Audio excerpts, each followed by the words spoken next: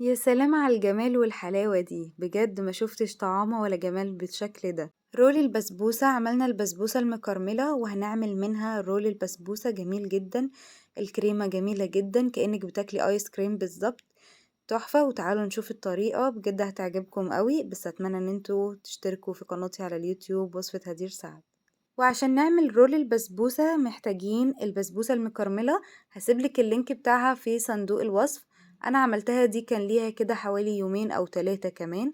انا كنت عاملاها علشان خاطر عايزة اعمل بيها رول البسبوسة، جميلة جدا وهتعجبكم قوي. ومكونات الكريمة الجميلة الغنية جدا، هنحتاج 3 معالق كبار من الباستري، كريم الباستري تكون هرمية، ومية او لبن متلج، وكريمة لباني، ولو مش موجودة مفيش اي مشكلة، بس هي بتدي طعم تحفة جدا، بتوصلك كأنك بتاكلي ايس كريم.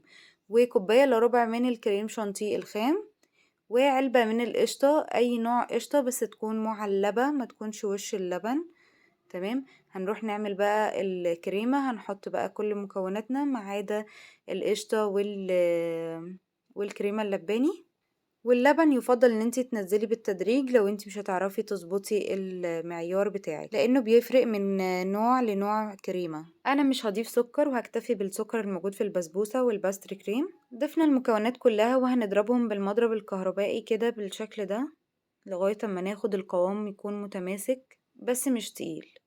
بعد ما نوصل للقوام ده بنحط القشطة وكمان الكريمة اللباني، وزي ما قلتلك الكريمة اللباني تقدري تستغني عنها، وتقدري تحطي بقى اي كمية انتي عاوزاها منها على حسب الامكانيات، من نص كوباية لاكتر براحتك جدا. وممكن تستغني عن الكريم شانتيه وكل حاجة وتحطي كريمة لباني بس، اللي هي كريمة الخفق للحلويات. اول ما نضيف الكريمة اللباني مش هنضرب كتير، وهنضرب بس ضربتين كده عشان نخلطها مع المكونات، وتبقى كده الكريمة جاهزة معانا، جميلة جدا ما شاء الله.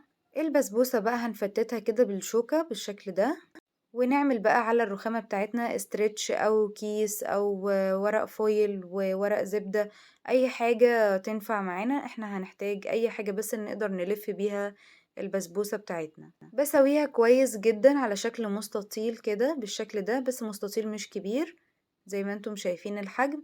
وابدأ بقى ان انا احط الكريمة بتاعتي بعد ما حطيتها في كيس، واحط الكمية اللي انا محتاجاها والمناسبة للرول بتاعنا، وابدأ بقى الفه باستخدام الاسترتش بالشكل ده كده، هو ده اللي بيساعدني ان انا اعرف اعمل الرول كويس. واقفله كويس بالشكل ده، واجيب كمان ورق فويل عشان يمسكه شوية ويخليه مظبوط يعني ما يتحركش. وبعد كده احطه في الفريزر اقل حاجة 4 ساعات عشان خاطر يبقى متماسك معايا. عملت واحد تاني بنفس الطريقة.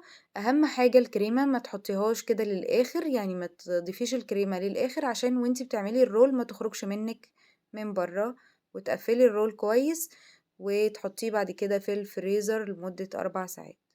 انا ما حطيتوش 4 ساعات في الفريزر، انا اكتفيت بساعتين عشان كنت مستعجلة ان انا اصور لكم الفيديو، فطلع معايا بالشكل الحلو ده.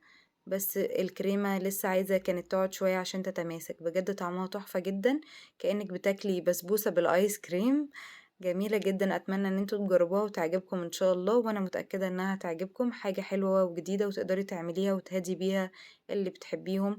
وكل سنة وانتوا طيبين ورمضان كريم عليكم يا رب، اللهم امين. تقدري كمان تضيفي مكسرات زي ما تحبي او فواكه مجففة براحتك جدا، دي على حسب الرغبة. بجد جميلة جدا، اتمنى انها تكون عجبتك. ولو عجبك الفيديو ما تنسيش تدعميني بالاشتراك في قناتي وصفحتي على الفيسبوك وصفة هدير سعد، ويا ريت تعملي التعليق حتى لو بحرف عشان توصل لأكبر عدد ممكن من المتابعين. شكرا جدا ليكم ولمتابعتكم ليا، ودمتم في رعاية الله، والسلام عليكم ورحمة الله وبركاته.